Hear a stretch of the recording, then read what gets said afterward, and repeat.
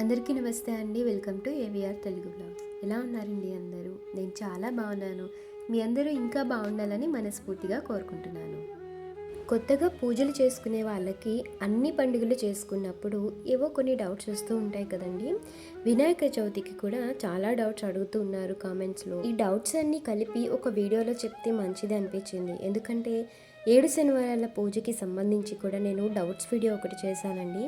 ఆ వీడియో చాలా బాగా వెళ్తుందండి. అది చూసిన వాళ్ళందరూ కూడా చాలా చాలా థ్యాంక్స్ అండి, డౌట్స్ అన్నీ క్లియర్ అయినాయి అని చాలా కామెంట్స్ వస్తూ ఉంటాయి. దానికైతే నాకు ఇంకా వస్తున్నాయి. అది 1,00,000 పైనే వెళ్ళింది ఆ వీడియో.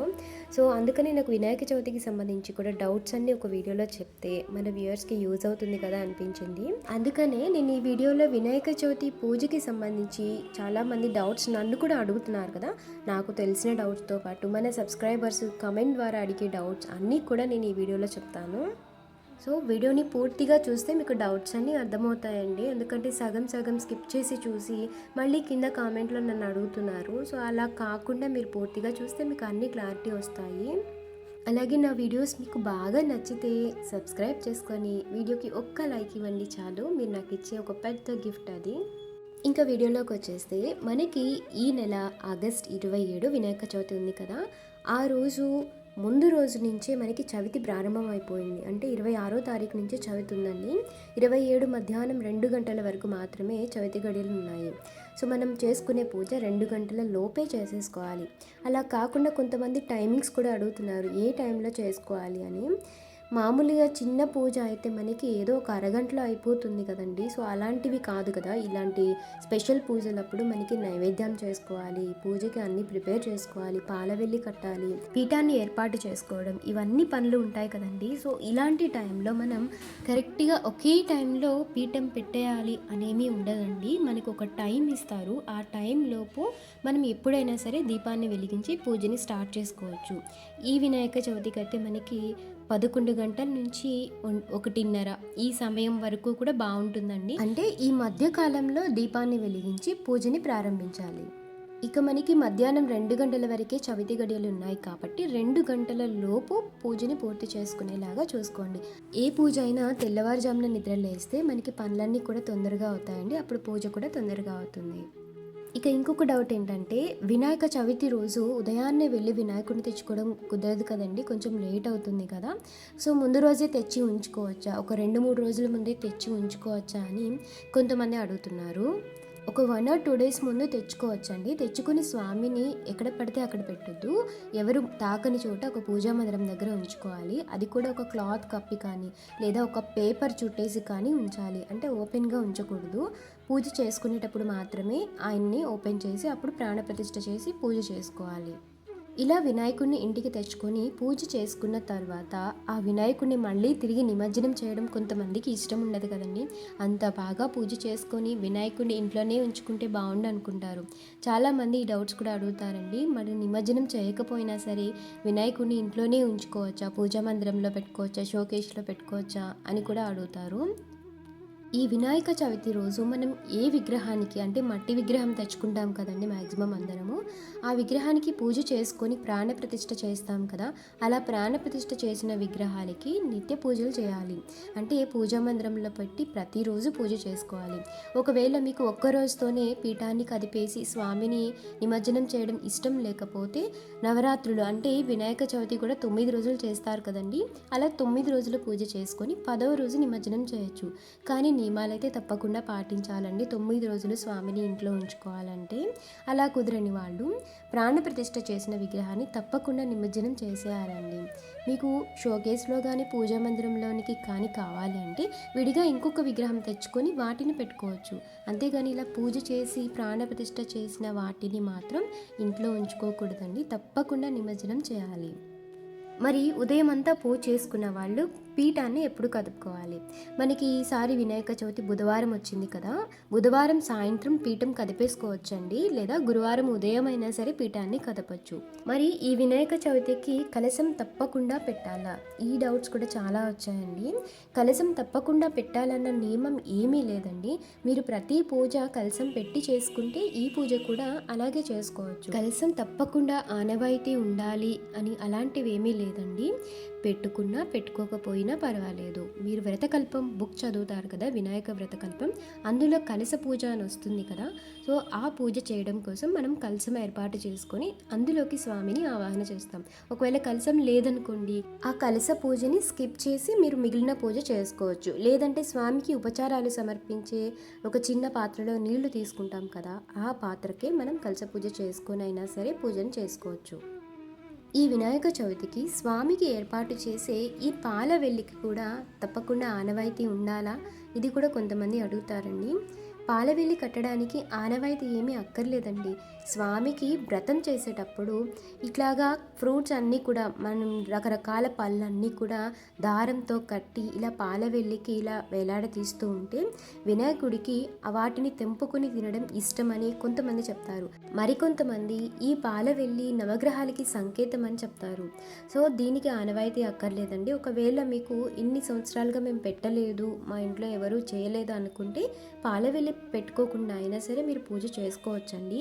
ఇలాంటివి చేయడం వలన పెద్ద పెద్ద పొరపాట్లు ఏమీ జరగవండి. చాలామంది భయపడుతూ ఉంటారు, ఏమన్నా అవుతుందా అని అడుగుతూ ఉంటారు. ఏమీ కాదండి, మీరు పాలవెల్లి పెట్టుకున్నా పర్వాలేదు, పెట్టుకోకుండా పూజ చేసినా కూడా పర్వాలేదు. ఇంకొక విషయం ఏంటంటే, ఈ వినాయక వ్రతానికి మీరు ఇంట్లో ఉన్న విగ్రహాలు పెట్టుకున్నా సరే పూజ మాత్రం బయట నుంచి తెచ్చుకున్న మట్టి గణపతికి మాత్రమే చేసుకోవాలి. తప్పకుండా మట్టి గణపతిని తెచ్చుకోవాలండి బయట నుంచి. అలాగే వినాయకుడి పూజని ప్రారంభించేటప్పుడు పీఠం మీద స్వామికి పక్కగా పసుపుతో చేసిన గౌరీదేవిని కూడా తప్పకుండా ఉంచుకోవాలి. వినాయకుడికి అమ్మ అంటే చాలా ఇష్టం కదండి. గౌరీదేవికి కూడా వినాయకుడు అంటే చాలా ఇష్టం. వినాయకుడు ఎప్పుడు కూడా అమ్మవారి దగ్గరే ఉంటాడండి. అందుకని పక్కనే పసుపుతో చేసిన గౌరమ్మని కూడా పెట్టుకుంటే చాలా మంచిది. అందరికీ ఎక్కువగా వచ్చే ఇంకొక ముఖ్యమైన డౌట్ ఏంటంటే, ఇంట్లో ఆడవాళ్ళు ఎక్కువగా ఉంటే ఇలాంటి పూజలప్పుడు పీరియడ్స్ ఆటంకం తప్పకుండా వస్తుంది కదండి. ఇంట్లో అలా ఉన్నప్పుడు మరి పూజని తప్పకుండా చెయ్యాలా, స్కిప్ చేయాలా, ఈ డౌట్ చాలామంది అడుగుతారండి. పూజని స్కిప్ చేయాలి అని ఆలోచించే కంటే, ఎవరికైతే పీరియడ్ ఆటంకం వచ్చిందో వాళ్ళని ఒక పక్కగా, ఒకవేళ మీకు 2-3 రూమ్స్ ఉంటే ఒక పక్కగా ఒక రూమ్లో బయటకు రాకుండా ఒక పక్కకే కూర్చోపెట్టి పూజ అయ్యేంత వరకు కూడా ఇంట్లో ఎవరైనా మగవాళ్ళు కానీ లేదా ఇంకొకరు ఎవరైనా సరే ఆడవాళ్ళు ఉన్నట్లయితే వాళ్ళు పీఠం ఏర్పాటు చేసుకొని పూజ చేసుకోవచ్చండి. పూజని స్కిప్ చేయక్కర్లేదు. లేదు ఒక్కటే రూమ్ అండి, అక్కడే పూజ ఉంటుంది, అక్కడే మేమందరము ఉండాలి అనుకుంటే అలాంటప్పుడు మాత్రం పూజని స్కిప్ చేసేయండి. ఎందుకంటే అలా పక్కగా ఉన్నప్పుడు అక్కడే మనం పీఠం పెట్టి పూజ అయితే చేసుకోకూడదండి. సపరేట్గా రూమ్ ఉన్నట్లయితే మాత్రం పూజని ఎవరైనా సరే చేసుకోవచ్చు. ఇల్లంతా క్లీన్ చేసేసుకొని ఆ రూమ్లోకి వెళ్ళకుండా అక్కడ ఉన్న వాళ్ళు పూజ కంప్లీట్ అయ్యేంత వరకు బయటకు రాకుండా చూసుకుంటే మాత్రం పూజ అయితే చేసుకోవచ్చు. అలా పక్కగా ఉన్నప్పుడు ప్రసాదాలన్నీ చేయడానికి ఎవరూ లేరు అని పూజని స్కిప్ చేయక్కర్లేదండి. వినాయకుడికి ఏమీ అక్కర్లేదండి, పత్రి ఒక్కటి సమర్పించినా చాలు ఈ వినాయక చవితికి.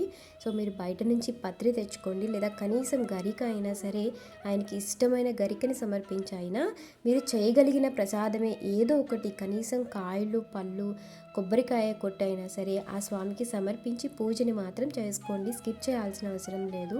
అలాగే వినాయకుడు జ్ఞానాన్ని ప్రసాదిస్తారు కాబట్టి చదువుకునే పిల్లలు ఉన్నా, బిజినెస్ చేసే వాటికి సంబంధించిన పుస్తకాలు ఉన్నా సరే వాటికి పసుపు కుంకుమ బొట్లు పెట్టి వినాయకుడి దగ్గర ఉంచితే చాలా మంచిదండి. పిల్లలకి మంచి జ్ఞానాన్ని ప్రసాదిస్తారు స్వామి.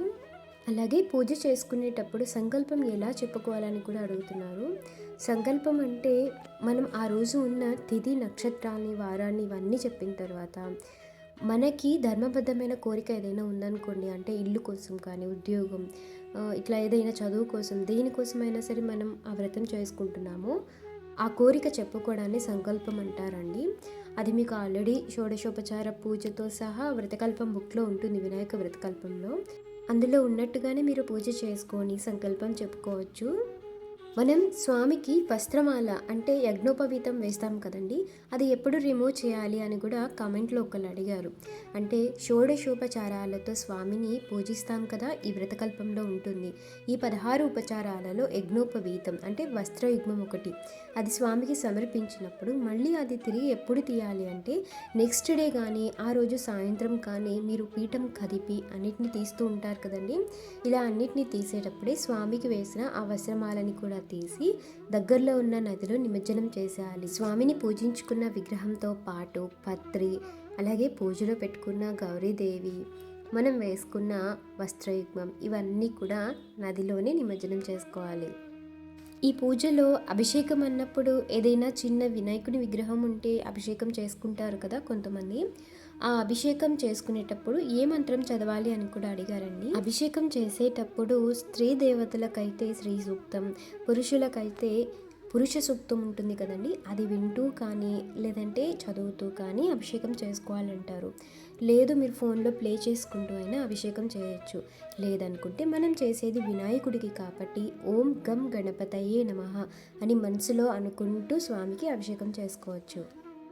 ప్రసాదాలు ఎలా చేయాలో కూడా ఒక వీడియో చేయండి అని అడిగారండి. దీన్ని మ్యాక్సిమం ట్రై చేస్తాను, నాకు టైం దొరకట్లేదండి. సో ఇట్లా అయినా సరే ప్రసాదాల వీడియో పోస్ట్ చేయడానికి ప్రయత్నిస్తాను.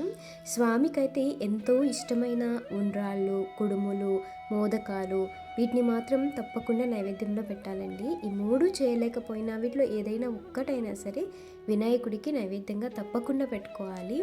అలాగే స్వామి దగ్గర ఆల్రెడీ మనం తీసుకున్న విగ్రహంలో చిన్న ఎలుకని ఇస్తారు కదా, మనం విడిగా కూడా బియ్య పిండితో కానీ పసుపు ముద్దతో కానీ చిన్న ఎలుకను కూడా తయారు చేసి స్వామి దగ్గర పెట్టుకుంటే మంచిది.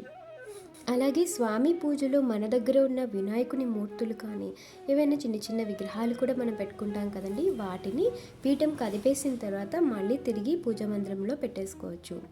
ఈ పాల వెల్లికి కట్టిన ఫ్రూట్స్ ఏం చేయాలి ఇది కూడా అడిగారు చాలామంది. ఇందులో మీరు తినగలిగిన ఫ్రూట్స్ ఏమైనా ఉంటే వాటిని తెంపుకొని మీరు తినేయచ్చండి ప్రసాదం కింద.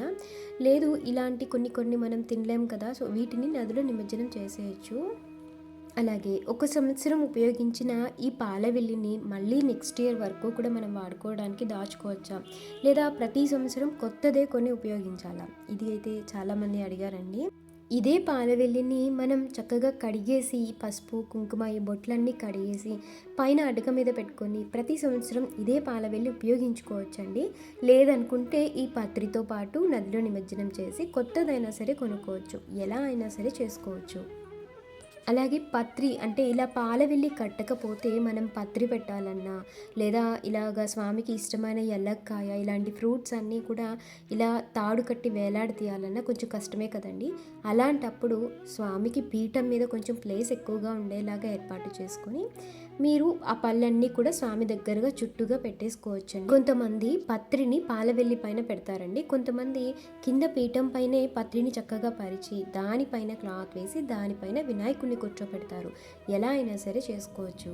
పీఠం కదిపేటప్పుడు స్వామికి కొద్దిగా పెరుగన్నం నివేదన చేసి హారతి ఇచ్చి పీఠాన్ని కదిపిన తర్వాత చీకటి పడకముందే నిమజ్జనం చేయాలని చెప్తారు కదండి మన పెద్దవాళ్ళు. 6 కాకముందే దగ్గరలో ఉన్న నదీ సమీపానికి వెళ్ళి ఆ నదిలో మనం పూజ చేసుకున్న వినాయకుడిని నిమజ్జనం చేసేయాలి. ఒకవేళ దగ్గరలో నిమజ్జనం చేయడానికి నది లేదనుకోండి, నది లేకపోతే ఒక టబ్లో కానీ ఏదైనా బేషన్లో కానీ నీళ్లు తీసుకొని అందులో గణపతిని, మట్టి గణపతినే మనం పూజిస్తాం కాబట్టి ఆ గణపతి విగ్రహాన్ని పెట్టి ఆ విగ్రహం కరిగేంత వరకు నీళ్లు పోయండి, లేదా నీళ్ళల్లో నిండుగా మునిగేలాగన్నా వినాయకుడిని అలా వదిలేస్తే ఆ నీటిలో కరిగిపోయి మళ్ళీ మట్టిలాగా అయిపోతుంది. కాబట్టి ఆ మట్టిని ఎవరు తొక్కకుండా ఉన్న ఏదైనా చెట్టు మొదలలో వేయొచ్చు. దగ్గరలో నది లేకపోతే ఇలా అయినా సరే చేయొచ్చు. ఇంకొక ముఖ్యమైన విషయం ఏంటంటే ఈ వినాయక చవితి మగవాళ్ళే చేస్తారు కదండి. వినాయక వ్రతం మగవారు చేస్తేనే వినాయకుడికి ఇష్టమని చెప్తారు. ముఖ్యంగా ఇంట్లో చిన్న పిల్లలు ఉన్నట్లయితే వారిని పూజలో దగ్గరగా కూర్చోపెట్టి పూజ చేసుకోండి. ఈ వినాయక చవితి రోజు పిల్లల్ని ఏమీ అనకుండా ఉండాలి. వినాయకుడికి పిల్లలంటే చాలా ఇష్టం అండి.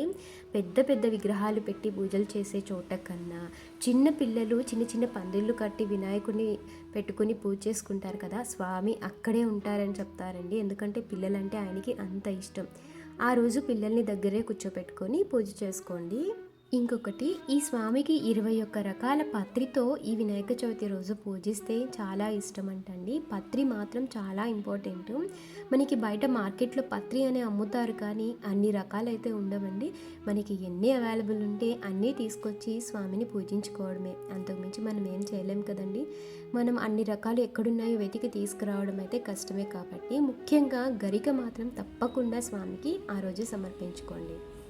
అలాగే ఇన్ని రకాల ప్రసాదాలు వండాలి అని దేవుడి పూజ సింపుల్గా చేసేయకుండా పూజని ఘనంగా బాగా చేసుకొని ప్రసాదం ఒక్కటి పెట్టినా చాలండి, మనం చేసిన పూజ బాగా ఫలిస్తుంది. సో ఇదండి ఇవాల్టి వీడియో. ఈ వీడియో మీ అందరికీ అర్థమైంది అనుకుంటున్నాను. ఇంకా ఏమైనా డౌట్స్ నేను మర్చిపోయి ఉంటే తప్పకుండా నాతో కింద కామెంట్ ద్వారా చెప్పండి. నేను మళ్ళీ నెక్స్ట్ వీడియోలో కానీ లేదా రిప్లై ద్వారా కానీ మీకు ఆన్సర్ ఇస్తాను. ఆ విఘ్నేశ్వరుడి ఆశీర్వాదంతో అందరూ వినాయక చవితి బాగా జరుపుకోవాలని మనస్ఫూర్తిగా కోరుకుంటున్నాను. శ్రీమాత్రే నమః.